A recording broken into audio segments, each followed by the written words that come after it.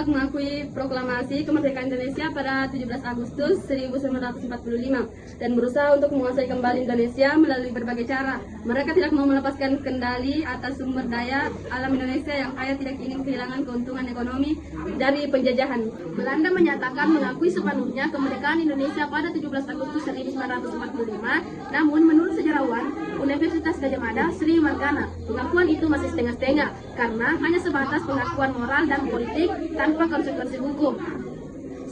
Sebelum pengakuan ini, Belanda menganggap kemerdekaan Republik Indonesia baru terjadi pada 27 Desember 1949, ketika akhirnya Belanda menyerahkan kedaulatan Indonesia setelah melalui periode penuh kekerasan yang menyebabkan jatuhnya banyak korban pasca proklamasi kemerdekaan Republik Indonesia pada tahun 1945.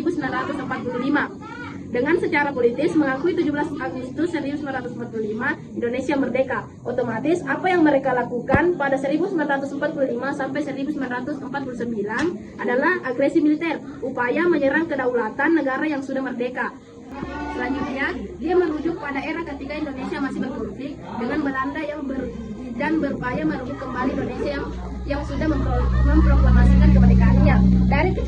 Dari kacamata Indonesia, periode ini dikenal sebagai perang kemerdekaan, sedangkan oleh Belanda disebut dengan periode bersiap, yang kemudian mereka akui telah terjadi kekerasan ekstrim berdasarkan penelitian yang dirilis pada tahun Februari 2022. Adapun tujuannya yaitu tujuan Belanda tidak mengakui kemerdekaan Indonesia pada tanggal 17 Agustus 1945 adalah karena mereka ingin kembali menguasai Indonesia, terutama karena kekayaan SDA-nya. Belanda menganggap Indonesia masih menjadi wilayah kekuasaannya setelah Jepang menyerah dan mereka tidak mau bertanggung jawab atas tindakan mereka.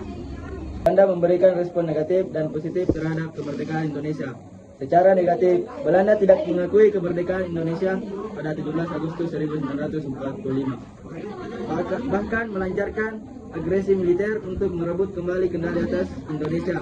Secara positif, Belanda mengakui kemerdekaan Indonesia melalui perjanjian Royen dan konferensi Meja Bundar serta menarik tentaranya dari Indonesia. Selanjutnya ke pembacaan kesimpulan. Belanda tidak mengakui kemerdekaan Indonesia dan berusaha untuk kembali menguasai Indonesia melalui agresi militer dan upaya memecah belah bangsa. Belanda baru mengakui kemerdekaan Indonesia secara de facto pada konferensi Meja Bundar pada 27 Desember 1949.